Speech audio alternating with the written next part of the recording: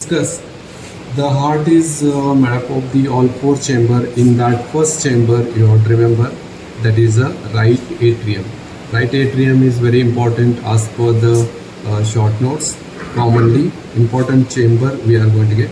This is a right atrium. This you can see right ventricle, left ventricle, and we have posteriorly left atrium. When you see the right atrium is a right uppermost chamber of the heart. So right uppermost of the chamber of the heart, which is elongated and which receives the blood from the upper part of the body, that is a deoxygenated blood brought by the superior vena cava. This is what we are going to have the superior vena cava. When you open into the openings, you are going to get this superior vena cava opening into the right atrium. Then that is upper half of the deoxygenated blood brought by the superior vena cava, and lower half of the body, inferior vena cava, which is brings the deoxygenated blood to the right atrium. So this is the one which is the external features you have to remember in the right atrium. Right atrium is the right upper chamber of the heart. It is the elongated chamber which receives the superior vena cava superiorly, inferior vena cava inferiorly. Almost all the body deoxygenated blood is brought to the right atrium. Then when you see the right atrium, which is separating from the atrioventricular sulcus with the right ventricle, and we have on the superiorly we have the right auricle. So right auricle, opening of the superior inferior vena cava, then elongated chamber, and opening between the superior and inferior vena cava. There is this is superior vena cava and this is inferior vena cava, and there is a ridge groove between the opening of the superior inferior vena cava. This we call as a sulcus terminalis. This is we call as a sulcus terminalis. So one thing you have to remember, groove between the superior inferior vena cava on the outer surface, exterior or external part of the right atrium is called as a sulcus terminalis. When you open the right atrium cut section, then you can open interior of the right atrium. You are going to see the right atrium interior. It can be divided into the different parts. One which is we call as a posterior smooth part we are going to get. Then we call as a anterior, we have the anterior rough part. So we are going to get anterior rough part, and here we have the posterior smooth part, and between the two chambers of the atrium, this part we call as a septal region or septal wall. This is we call interstitial part. When you see this interstitial part with the septal one, which is you can see here, you can remember this is a septal, which is you can see this area which is coming here area. This is a septal part. So three divisions we are going to divide the part.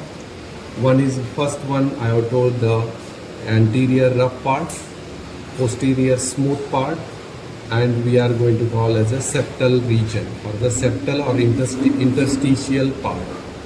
So anterior rough part, when you open, this is anteriorly, which is we call as a thick ridge like, which is we comb like appearance we call as a musculae pectinity. Whatever you are going to see, this is a comb like structure inside, you are going to get these are the musculae pectinity. Okay, we are going to get the here arising from the thick band of muscle, which is we are going to get the crista terminalis. This is known as a crista terminalis inside, and outside we are going to call as a sulcus terminalis. So this is sulcus terminalis and this is a crista terminalis. Crista terminalis gives the comb like structure or appearance we call as these are the musculae pectinity. So rough part of anterior or the anterior rough part of the right atrium consists of the crista terminalis and muscular pectinity. So I have told this is an auricle. This is auricle. Interior of auricle is a rough. You can see this is a divided into a rough. So consisting muscular pectinity and rough part, and that will prevent the free flow of blood, which is dissolves that is a small clots. So that is you have to remember. Then going to the posterior smooth part. On the posterior most smooth part, it is consisting you are going to get the opening of the superior vena cava and inferior vena cava. Openings you are going to get, and small openings in this we call as a venae cardi minimi. Small veins opening here, venae cardi minimi, and even the superior vena cava, inferior. This is the inferior vena cava arising, and here we are going to come across this is a superior vena cava. So superior vena cava also opening here posteriorly, superior vena cava and inferior vena cava, and we are also have here the coronary sinus. We are going to have small opening here, that is a coronary sinus. So superior, inferior vena cava and coronary sinus, and small openings of the right atrium, venae cardi minimi, that is a posterior smooth part. Going to the septal part, when that is a separation partition between the atrium. When you see both the atrium, you are going to see here only.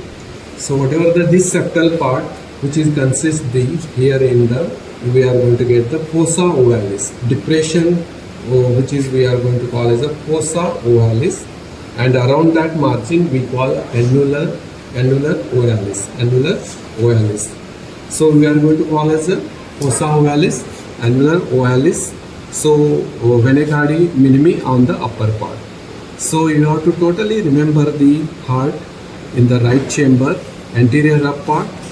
On the superiorly you have to remember the groove between the superior and inferior vena cava, sulcus terminalis. Then interior sulcus terminalis, which is forming we are going to get the crista terminalis. On the crista terminalis we have the ridge-like structure, comb-like structure, musculae pectinati.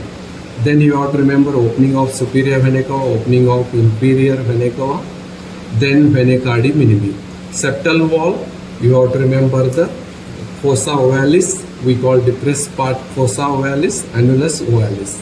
We are going to call annulus ovalis or fossa ovalis. We have the venous blood of the heart also brought to the right atrium only. That is we call as here we call as that is the coronary sinus. So you have the coronary sinus in this area, coronary sinus, that is the blood from that is the venous blood from the right atrium or total heart. It is brought to the right atrium, that is we call it the coronary sinus. So these are the very important blood which is collected from superior inferior vena cava brought to the right atrium. Right atrium contract, it pumps to the right atrioventricular orifices. We call as this is a tricuspid wall. Tricuspid wall. From the tricuspid wall, it opens into here is we call as a right ventricle. So you have the blood superior inferior. This is the tricuspid wall, and you are going to have comes blood into the right ventricle. From the right ventricle, this is the blood going to the pulmonary trunk. This is you have to remember about the pulmonary trunk. Here pulmonary trunk going to the right and left pulmonary artery to the lung. That is a pulmonary trunk. Then from the left ventricle, this is the left ventricle opening. You have the arising from the aorta to the here. Mention the totally enters into the left ventricle. So this is the opening of the left ventricle. So here you can see this is the aortic opening. Here you can see this is the aortic opening or in the left ventricle. So you have to remember aortic opening of the left ventricle. When left ventricle contracts, blood comes into the aorta to that is it is going to the almost all the part of the body. But whatever the oxygenated blood is brought from the lung to the left atrium by the superior inferior pulmonary veins. So when left atrium contracts, it pumps blood to the left ventricle. Left ventricle contracts, it pumps the blood into the aorta. So you have to remember this is the opening which is the right atrioventricular orifices or the tricuspid wall or atrioventricular orifices. When blood from the right atrium goes to the right ventricle, then right ventricle pumps the blood to the pulmonary trunk. This is a pulmonary trunk to the lungs. From the lungs, the blood is brought to the superior inferior pulmonary vein to the left atrium. From the left atrium, it enters into the left ventricle by the bicuspid wall.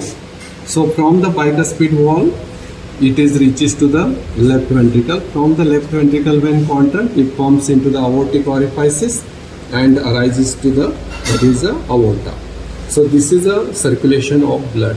It is a general circulation of blood or the systemic circulation of blood we are going to get in the heart. So other circulation like coronary circulation, pulmonary circulation, and we have the general circulation of the heart.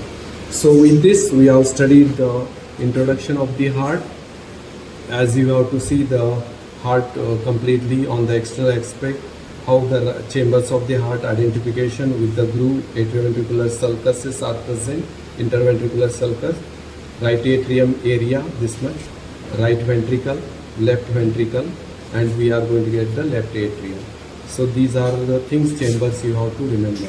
So I have told the introduction of the heart, what is the weight of the heart, 300 grams in male, and it is about 250 grams in female, and 12 into 9 centimeter measurement. External features I have told apex, and posteriorly it is a base. Then it is having the 4 borders, superior, inferior, right border and left border. In that we have studied the 3 surfaces, sternocostal or anterior surface, diaphragmatic or inferior surface, or the left surface. So 3 surfaces, 4 border, apex and base. That is I have told. Then I have told the atrioventricular sulcus, interventricular sulcus, then atrioventricular sulcus. That is you have to remember. Then I have told the detailed study of the internal structure and external structures of the right atrium. So in detail we have studied all the internal structure of the right atrium and external points relating to the right atrium. Right upper chamber, that is we have discussed. Internally we divide into anterior rough, internal smooth, and septal part or interstitial part.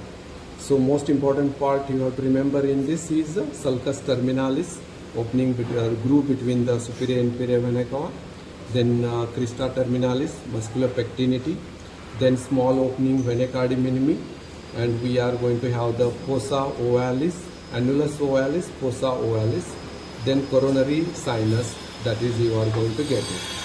So what are the openings of the right atrium? You can remember superior vena cava, inferior vena cava, then vena cava minimi, small vein, and coronary sinus.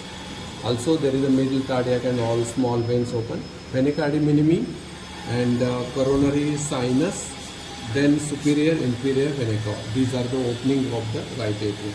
So detailed study of the right atrium we have done, introduction, external feature, then we have come across the internal structure of the right atrium, openings of the right atrium.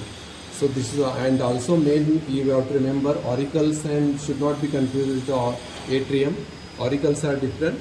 Auricles are the small projection growth like structure on the atrium, and that is a right auricle we are going to get in the right atrium. Left auricle we are going to situate it on the near the left atrium. So what is the function of auricle I have told? That is they prevent the free flow of blood, because it is the interior of this is a rough which is made up of the muscular pectinity. So that you are going to get as a, that is the functions of auricle you have to tell. It prevents the free flow of blood. So this is all about the introduction and description of the right atrium.